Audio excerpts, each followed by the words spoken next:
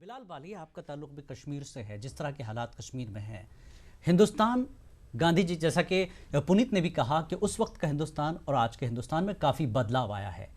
लेकिन जो चीज़ें गांधी जी ने कही थी वो चीज़ें आज हो रही हैं, लेकिन उसका नाम और उसकी शक्ल बदली है। क्या कहेंगे आप? देखिए जिलानी साहब, प्रोग्राम में आने से पहले मैं सोच रहा था कि मैं किन बातों का जिक्र करूं कि जो गांधी जी के बारे में दुनिया नहीं जानती है। जी, यहाँ पर आज हमें देखना होगा एक चीज़ को कि दुनिया भर में, पूरे आलम में, हम हिंदुस्तान की बात या कश्मीर की बात नहीं करना चाहेंगे यहाँ पे, जी, पूरे आलम में। और इस चीज़ को एक्सेप्ट भी किया गया है, यूएन ने एक्सेप्ट किया है कि मतलब वर्ल्ड पीस डे के तौर पे आज के दिन को हम मनाएंगे। बिल्कुल। बात यहाँ पे आती है कि पूरे आलम में आज तशद्दुद का इतना आलम है, दहशतगर्दी इतनी हद तक बढ़ रही है कि एक आम इंसान सुबह घर निकलने से पहले सोचता है कि क्या पता मैं शाम को घर लौटूंगा वापस या नहीं लौटूंगा। तो इन चीज़ों में गांधी जी की उन बातों, गांधी जी की मतलब अहिंसा हमने सुना है या सत्याग्रह सिर्फ सुना है, हमने उसको जिया नहीं है। बात है कि उनको पढ़ने की और उनको समझने की बेहद ज़रूरत है। आज उन्होंने कहा था कि मतलब अगर आप चेंज देखना चाहते तो सबसे पहले अपने आप को बदलो आप। उस वक्त जब आज़ादी का दौर चल रहा था, गांधी जी की जदोजहद आज़ादी में वो उन्होंने हिस्सा लिया था। जी, उस वक्त चाइना में मतलब मार्क्स थ्योरी पे एक वहाँ पे एक कॉन्सेप्ट आया था कि freedom flows on the barrel of the gun. मतलब हमें अगर आज़ादी हासिल करनी है तो गन के बैरल के हिसाब से आज़ादी। लेकिन गांधी जी ने प्रूव कर दिया कि हम अहिंसा को छोड़ के हम अदम तशद्दुद के जरिए ही आज़ादी को हासिल कर सकते हैं। तो ये चीज़ को आज के वक्त में बेहद ज़रूरी है कि इसको इम्प्लीमेंट किया जाए, इस चीज़ को समझा जाए। बिल्कुल। और कहीं हद तक यूथ समझता है कि हमें फ़र्क, पहले पुनीत साहब ने जैसे कहा कि जब बचपन में हम लोगों ने पढ़ा कि गांधी जी देश के राष्ट्रपिता थे, उनके बारे में पूरी चीज़ें पढ़ी, लेकिन जो जो हम मैच्योर होते गए और हायर एजुकेशन की तरफ आते गए तो वहाँ पे कन्फ्लिक्ट दिखता गया। एक सोच हमें ये बता रही कि वो नहीं थे और एक सोच बता रही है कि वो आज़ादी, जदोजहद आज़ादी के हिस्सा रहे थे।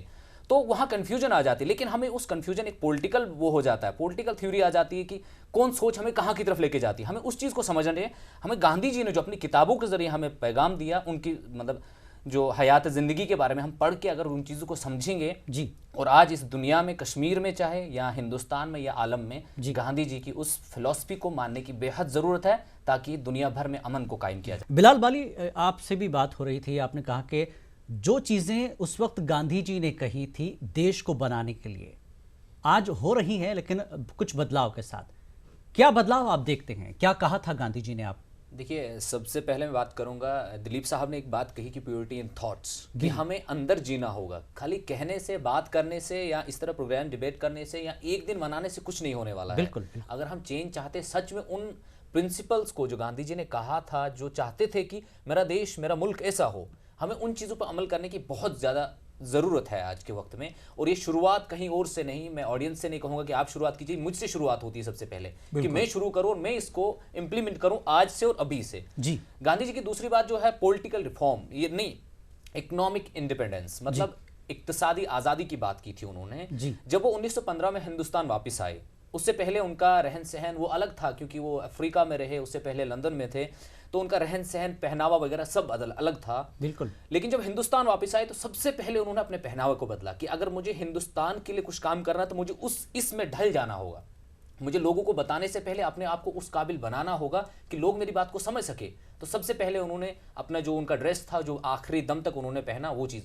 और उन्होंने आज अगर हम बात कर रहे हैं कि मेक इन इंडिया की बात कर रहे हो, गांधी जी ने उस वक्त कह दिया था ये सब चीज़ें जी, कि हमें स्वदेशी चीज़ें बनानी होंगी, देश में बना के उनको आगे बढ़ाना होगा। और अंग्रेज़ों की जो इक्तिसादी हालत थी वो हिल गई थी उस वक्त, जब गांधी ने इन चीज़ों को अपनाया और लोगों से अपील की कि तुम अपने मुल्क में सब चीज़ें बनाइए, अपनी चीज़ें पहनिए। खादी का कॉन्सेप्ट जो भी था, गांधी जी खुद जो चरखा काट के अपने ड्रेस खुद पहनते थे। तो ये चीज़ें देखिए कहाँ से शुरुआत होती है, शुरुआत हमसे होती है। बिल्कुल। हम आज एक पॉलिटिकल डायस पे जाके अगर भाषण दे दे या पॉलिटिकल ये टीवी डिबेट में अगर हम कह दे कि ऐसा ऐसा गांधी ने कहा था, मुझे नहीं लगता कि ये कारआमद होगा। कारगर वो चीज़ होगी कि हम कब इस पर अमल करना शुरू, अमली तौर पर करेंगे, बिल्कुल तब तक ये नहीं शुरू होगा। बिल्कुल। और जो इकोनॉमिक इंडिपेंडेंस है, उन्होंने जो उसको ख्वाब देखा था, उसको आज इंप्लीमेंट करने की जरूरत है। जो मेक इन इंडिया है, जो भी है, हमें मुल्क को इतना ताकतवर बनाना होगा ताकि जो भूखमरी, किसान जो परेशान है मुल्क भर में, उन सबको एक अपना हक मिल सके और वो मुल्क की तरक्की में अपना हक अदा कर सके। बिल्कुल, बहुत अच्छी बात। दिलीप कुमार साहब हमारे साथ हैं। दिलीप कुमार साहब, जिस तरह से बिलाल बाली ने भी कहा कि हमको सिर्फ याद करने से नहीं, हमको प्रैक्टिकली वो चीज़ लानी पड़ेगी। महात्मा गांधी ने जो कुछ कहा है, लेकिन इसको प्रैक्टिकल कैसे किया जाए? हालांकि नरेंद्र मोदी ने इस मौके पर, खास मौके पर कहा था कि खादी, तो हमें भी कहीं ना कहीं गांधी जी के लिए भी जीना पड़ेगा। बिलाल बाली, आपका मैसेज आज के दिन? जी, मैसेज ये रहेगा कि गांधी जी हमेशा सुपरस्टिशियस, जिसे हम दकियानूसी ख्यालात कहते हैं, गांधी जी खुद तो एक प्रैक्टिकल इंसान थे, वो मजहबी इंसान थे। मजहब एक रहने का, जीने का सलीका है, वो अलग अपना अपना फेथ है। लेकिन उन्होंने हमेशा कहा था कि मेरे पाँव छूने से बेहतर है कि मुझे मेरे साथ पाँव से पाँव मिलाकर आप आगे बढ़िए।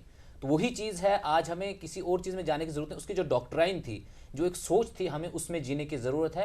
मैं कौम के जवानों से अपील करता हूं कि जो आज नॉन वायलेंस या वायलेंस की बात हो रही, जो वायलेंस जो बढ़ चुका इस हद तक, उसको मतलब हवा दी जा रही है, इससे हट के गांधी जी के उस एस्पेक्ट को एक बार पढ़ लें ज़रूर। बिल्कुल, ज़रूर पढ़ना ज़रूर पढ़ लें एक बार कि उन्होंने नॉन वायलेंस को क्यों तरजीह दी थी वायलेंस पे, और किस तरह उन्होंने जीत हासिल की थी उस वक्त नॉन वायलेंस तरीके से। तो इसी चीज़ को अमल करने की सख्त ज़रूरत है। सिर्फ युवाओं को नहीं, मेरे ख्याल से जैसा पुनीत ने कहा कि सियासी लोगों को भी अब ये पढ़ाना पड़ेगा कि अहिंसा क्या थी, महात्मा गांधी ने क्यों कहा ये। बिल्कुल। डॉक्टर दिलीप कुमार और रिजवान कादरी दोनों